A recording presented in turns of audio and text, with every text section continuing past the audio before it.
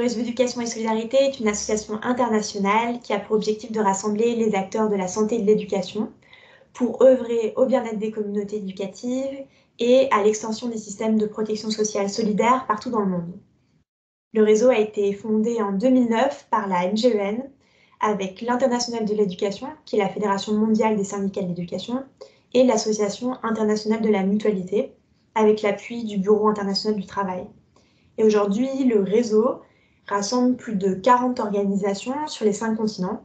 Ce sont des organisations de la société civile, des syndicats de l'éducation et des organisations de l'économie sociale et solidaire, et principalement des mutuelles de santé.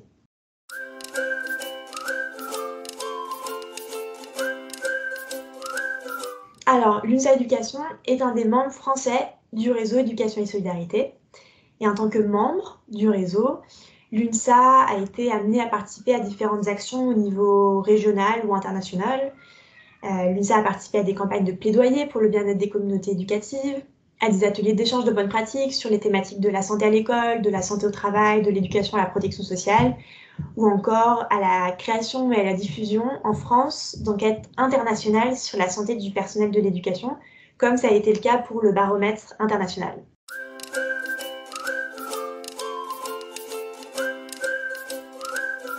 C'est une enquête internationale qui sera réalisée tous les 2 ans et qui vise à collecter des données pour dresser un état des lieux de la santé et du bien-être des personnels de l'éducation dans le monde. C'est un projet du réseau Éducation et Solidarité qui est né en fait avant la pandémie. Pourquoi? Parce que les membres du réseau sont convaincus que la santé et le bien-être des personnels de l'éducation a des effets sur la qualité de l'éducation, ça a des effets sur l'attractivité de la profession, sur la lutte contre la pénurie d'enseignants, qui est un phénomène mondial. La santé des enseignants a aussi des effets sur la santé des élèves, etc.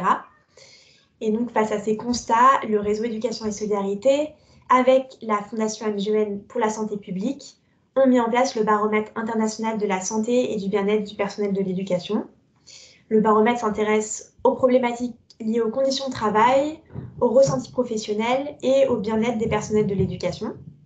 Et le baromètre a comme objectif d'orienter les politiques nationales et internationales en faveur de la santé et du bien-être des communautés éducatives à travers le monde. Donc, en fait, c'est vraiment un outil au service de tous les acteurs du monde de l'éducation et de la santé au travail. Les résultats du baromètre peuvent aider à identifier des pistes d'amélioration ou des bonnes pratiques pour ensuite mettre en place des dispositifs qui viennent en soutien à la santé du personnel de l'éducation. Et pour la première édition, qui a eu lieu en 2021, on a plus de 8000 enseignants qui ont participé à l'enquête sur 3 continents, depuis 6 pays, en France, en Belgique, au Maroc, en Gambie, au Mexique et au Québec. Et en France, on a plus de 3600 enseignantes et enseignants qui ont répondu à l'enquête. Donc voilà pour 2021, et la prochaine édition du baromètre aura lieu en 2023 et s'adressera à tous les personnels de l'éducation et pas seulement aux enseignants.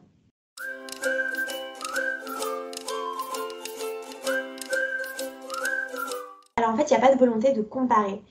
La situation est hétérogène selon les pays, mais c'est en lien aussi avec la conjoncture sanitaire locale au moment du terrain de l'enquête, mais aussi plus globalement en lien avec le contexte socio-économique, culturel et politique du pays. Donc il faut plutôt voir les résultats du baromètre comme permettant de dresser un état des lieux. Comment se sentent les enseignantes et les enseignants en 2021, en mai, juin ou juillet 2021 dans tel pays.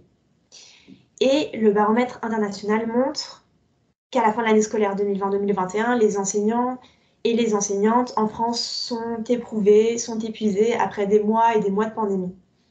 En fait, en France particulièrement, les résultats suggèrent que la crise Covid-19 est venue aviver des problématiques préexistantes du secteur de l'enseignement.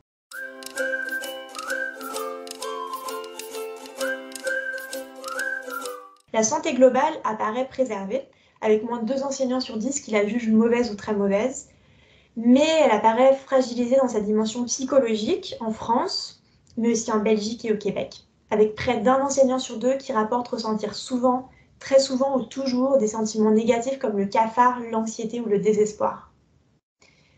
On a aussi des indicateurs indirects de satisfaction professionnelle qui sont dégradés. L'opinion est négative dans tous les pays. mais les indicateurs français de satisfaction professionnelle sont particulièrement dégradés. En France, plus d'un enseignant sur deux déclare qu'il ne choisirait pas à nouveau le métier d'enseignant si c'était à refaire. Et toujours en France, 8 enseignants sur 10 jugent que leur travail a été assez stressant ou très stressant durant l'année scolaire 2020-2021.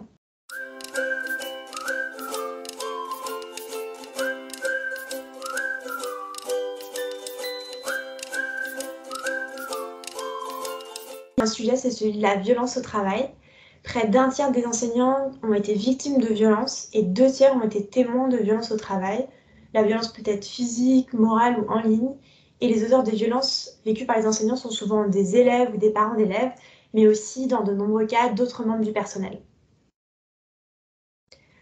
Il y a d'autres sujets qui sont mis en lumière dans le baromètre. Celui de l'équilibre vie personnelle, vie professionnelle.